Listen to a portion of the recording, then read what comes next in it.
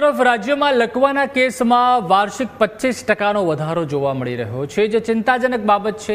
હવે માત્ર વૃદ્ધો જ નહીં પરંતુ યુવા વયના લોકોમાં પણ લકવાના કિસ્સાઓ સતત વધી રહ્યા છે।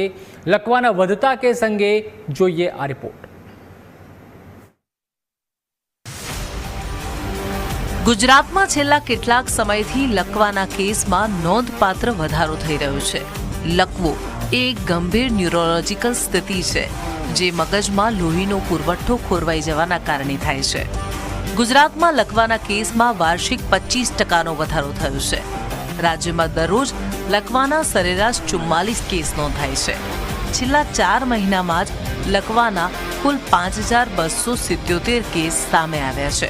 હવે માત્ર વૃદ્ધોમાં જ નહીં પરંતુ યુવા વર્ગના લોકોમાં પણ લકવાના કિસ્સાઓ વધી રહ્યા છે, જે એક ચિંતાનો વિષય છે।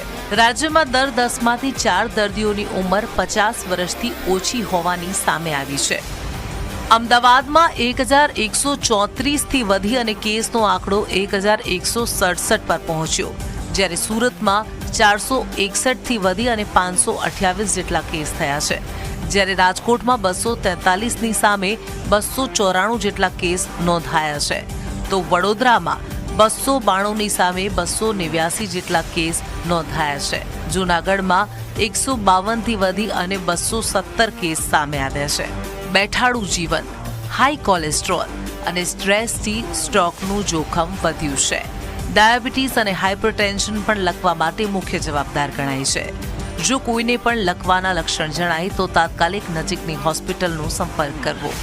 Bureau report, news capital.